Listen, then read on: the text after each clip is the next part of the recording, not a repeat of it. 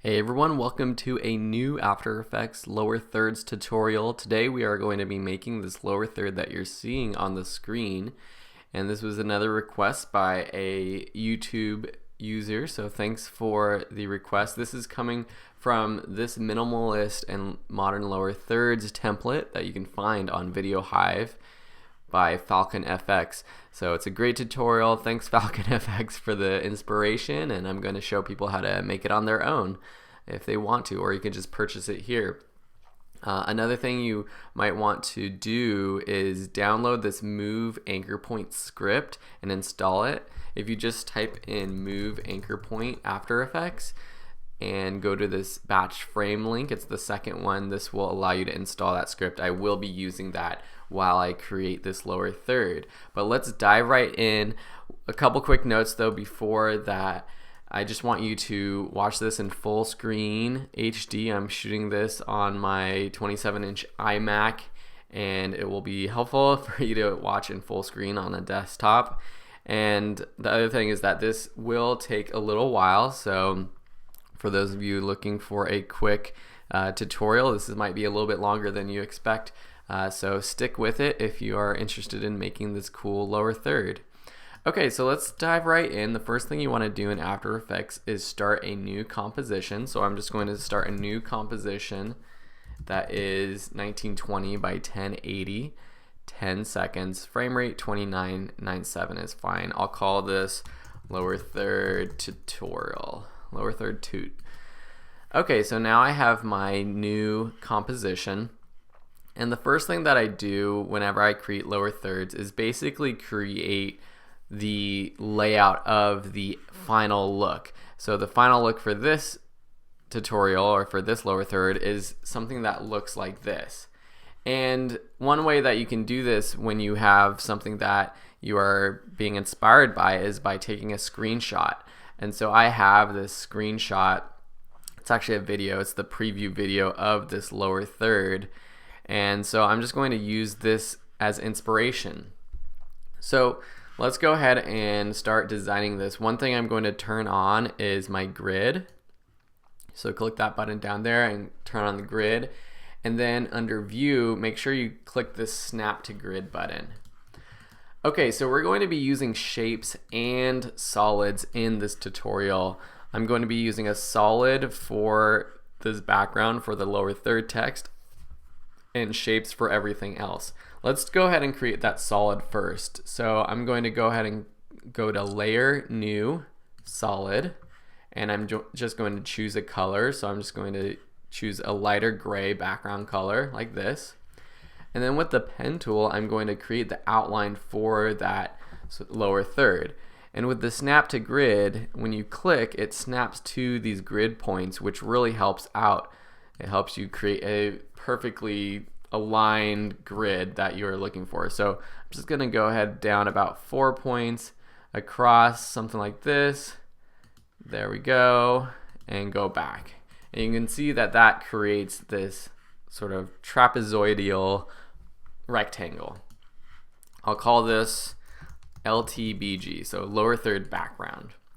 Now I'm going to create the square for where the logo goes over here, and I'm going to do that with my rectangle tool.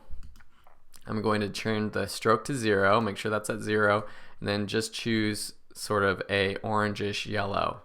Actually, I'm just going to do something different because I actually didn't like that orange yellow from the preview. So, whoops, let me zoom in here. So with my shape tool, I'm just going to create a square right here. And just make sure actually the preview was a little bit rectangular, so something like that will be good. Now I'm going to create those lines. So there was lines, let me just show you. So there's a line in between here and over here on the right. So to do that, I'm just going to take my pen tool. I'm going to turn my fill off, so click the fill text, turn it to none. And then for the stroke, just click something like 5 to start out with. We'll see what it looks like. Now I'm just going to click on here to create the line and then click off. And make sure that you're not, I'm going to delete this just to show you, make sure you're not selecting the shape or this background, because if you do that, you're actually creating another mask for that background layer. You want to make sure you click off of every single item down in your timeline.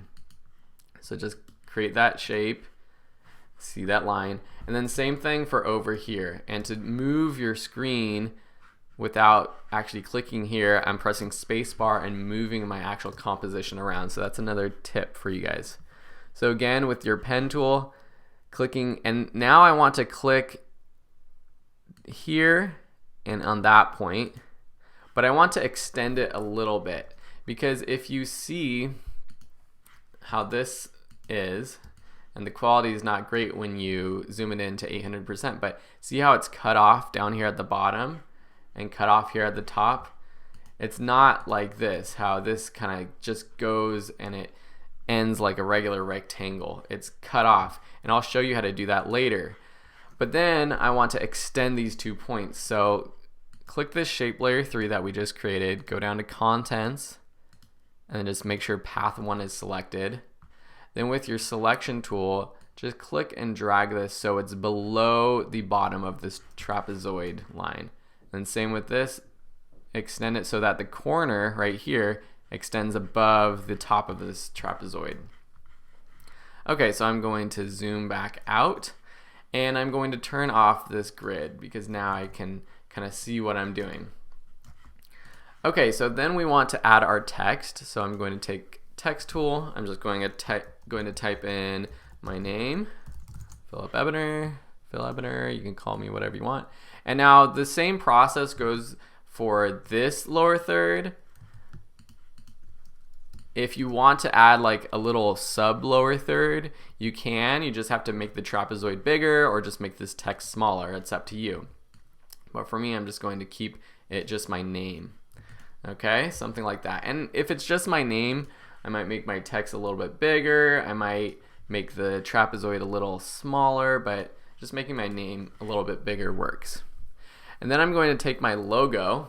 So this could be anything. I'm going to put it right on my composition, and I'm going to shrink it down. So this is my Video School Online logo. Just put it right in the center of this square. Okay, now let me just rename some of these layers so I know what I'm working with. I'm going to call this square 1. I'm going to call this line left, so I know it's the line on the left side of the screen. This one's line right, and I'll just call this logo. I'll just call this text. Okay, so now we have to go through and add the animation. And so if we go through this, you see how these squares pop up on the left like so, and there's 2 of them, and then the line pops up on the left, and the Video School Online logo pops up. So let's start with all of that. So let's zoom in here, and we'll just work on this square. So there's multiple ways to do this, but a really quick way is just with a scale animation. Now you want to move the anchor point to the bottom of the square. And right now you can see that the anchor point is floating over here in the middle of the composition. So with this move anchor point script, if you installed it properly and you open it up under Window, you have this script, and if you just click this bottom button, you see that the anchor point jumps right there to the bottom of this square. And now if we scale it, if we unlock the constrained proportions and then we scale the Y property, it scales from that anchor point. Before, if we scale it, it's scaling from the anchor point that is floating off in space. But now we can create a animation of this line. So let's set a keyframe around 2/3 of a second for that position, or for that size, 100%, 100%. Go back 1/3 of a second and drop this down to 0. Now I'm going to move in this work area so that I can do a preview just by pressing 0 on my keyboard. And I'm just going to add Easy Ease. So select both and hit F9 on your keyboard, or select both, right click, Keyframe Assistant, Easy Ease. Okay, so this is pretty good. And then we want to duplicate it so that we can add the other square popping up. So duplicate it, press U to bring up the keyframes, And I'm actually going to scoot this first square back a little bit.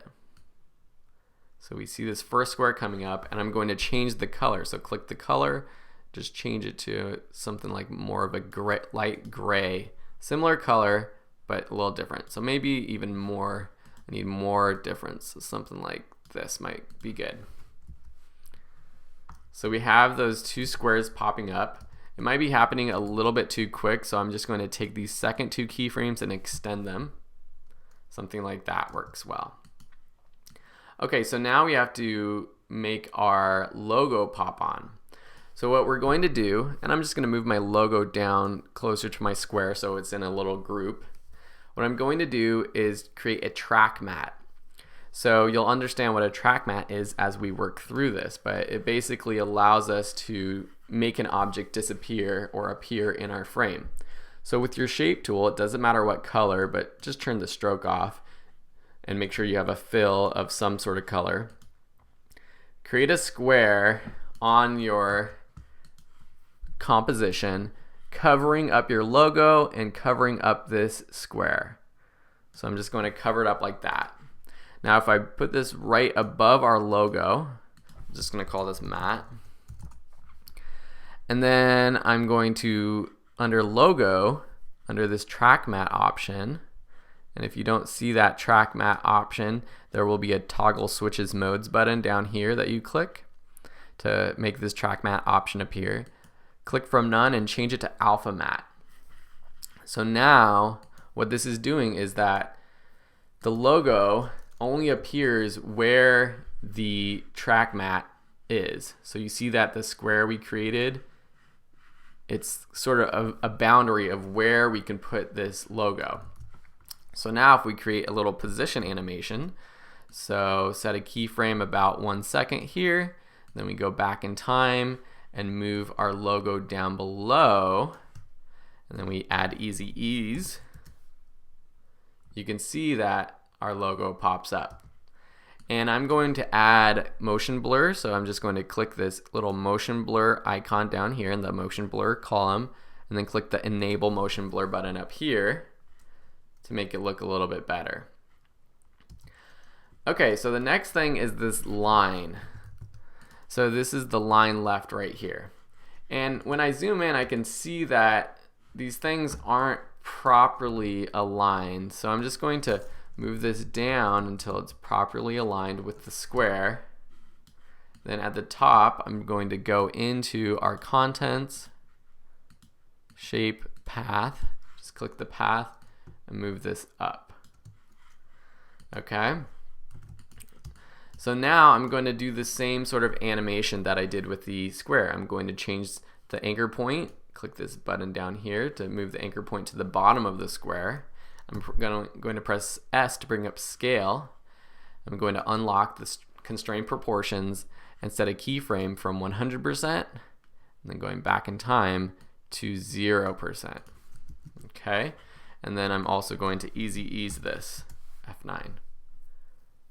So something like that looks pretty good. And I can play with all of these, the speed and everything as well, just if I want to make it look a little different. But that's the basic animation. Okay, so now what are we gonna do with this text and the background? So in the animation that I created in from the template, it sort of opens up like this. See how it's a little circle, and there's two actually. They kind of expand. And that's why we're using a solid layer and not a shape. There might be a way to do it with a shape, but I just know how to do it with a solid layer, so I'm going to show you how to do it. We're going at 14 minutes now, so I hope you are enjoying this tutorial so far. And I noticed that when I zoomed in that this background is a little too high compared to this square, so I'm just going to select it and nudge it down until it's aligned with the top of the square. Okay, so with this background, if you bring up your mask properties by pressing MM on your keyboard, you see this mask expansion. Now if I drop this down, you can see how it expands, and it expands as the trapezoid that I have created. That's the type of effect I want to animate, but it's not, I don't want the trapezoid, I want a circular sort of oval animation. So I'm just going to turn off my text layer so I can just see what this looks like. And I'm going to take my ellipse tool and I'm going to create another mask on top of this layer, this solid layer. I'm just going to make sure that you have this background layer selected, and I'm just going to create an oval that looks something like this. It doesn't have to cover everything, but just covers it somewhat like that. Now you see my two masks that I've created for this layer. What you want to do is change this to subtract for mask 2 and then invert it. Now if I bring up the mask properties for mask 2, if I do this mask expansion, you can see that it expands as this circle, but it only ends where this mask 1 boundary is. So what I'm going to do is animate this. So I'm going to go here where it finally ends, about here, set a keyframe. Then I'm going to go back in time and go back until it's right off the screen. So -54 pixels. I'm also going to add a little bit of feathering while it's expanding. So at the end, there's 0 feather, but at the beginning, I'm going to call it like 15. So when it starts to expand, it's a little soft. And it's just a little bit more subtle, which is nice. And again, I'm going to select these and easy ease them. And then the same thing we're going to do kind of with the square. We're going to duplicate this layer, and I'm going to press U to bring up the keyframes. I'm going to nudge it over just a hair, and then I'm just going to change the color. So I'm going to go up to Layer, Solid Settings, and just make it a little bit darker. So now, if we play through this, you can see how it pops up, just like in the template. Okay, so we're almost there. We want to animate our text in, so I'm going to turn my text back on, and we're going to do the same sort of track matte thing that we did with the logo. So I'm going to use the rectangle tool to create a new square that basically ends right at this line. So create a new square like this. And now I'm going to change the text track matte to alpha matte shape 1. Now with the text, if we move it to the left, you see it disappears from the screen. So guess what we're going to do? We're going to add a position animation. So our final resting point is there. Set a keyframe, then go back in time and put it all the way to the left. And we want to make sure that it doesn't start popping out until this line is all the way up. So I'm going to move this keyframe over to the right a little bit so it happens a little later. I'm going to make it a little bit slower, easy ease them, and add motion blur. So let's play through this. So this is looking pretty good so far. The last thing we have to do is this line. So we're going to animate the line similar to how we animated this other line, where it sort of expands from the bottom to the top, but we can't do that with a size animation because it's going to look weird. I'll show you what I do. Even if I put the anchor point at the bottom left corner, because it's the left over here, I can't really scale it down like this because it gets skinnier and it looks weird. If I only do the Y property or the X property, it looks weird. So what we have to do is add trim paths and do a trim paths animation. So if you drop down this menu, click add trim paths, and then you drop down the trim paths and you see these percentages, start and end. With the end, if you go from 0 to 100, you can see that it kind of draws on. And so that's what we're going to animate. So set a keyframe for the end, go back in time, set a keyframe, and drag it down to 0 to set another keyframe. And you can see how this draws on. But we don't want it to draw on until this first rectangle background is fully on, at least at the bottom. So I'm going to select these keyframes, drag them to the right, easy ease them. And you can see now we have this drawing on. But you can see that it extends past the trapezoid, past these corners, which is not what we want. So what we can do is take one of these background lower third layers, duplicate it, put it above our line right. I'm going to delete the oval mask, so delete this oval mask. And now if we actually change this from line right, the track map from none to alpha, it's using the lower third background trapezoid as the mask or the matte boundary. So now it draws on, but it's bounded by the trapezoid. So there you have this animation. So that's pretty much it for the basics of this animation. Now what can we do to do a quick reverse of the animation? Because you can see in this video of the lower third, it has the reverse of the animation afterwards. So with this lower third, what we can do is drop it into a new composition. So that basically creates a pre-comp of what we just worked on. I'll just call this full animation. You can call it whatever you want. And then you want to play through this. Make sure you can see it all. Play through this. And then after it appears on the screen, maybe go for another second or half second. And then with this layer selected, you can press Option right bracket to clip the layer. And then duplicate this layer by pressing Command D on your keyboard. So now we have two of these layers. Select both, right click, go to Keyframe Assistant, and then Sequence Layers. You have this little pop-up. Don't click the overlap, just select OK. Now we have these two layers back to back. And with this second layer, right click, go to Time and Time Reverse Layer. So now it's a quick way to reverse any type of animation. Now you can see that the timing of these things is a little bit off.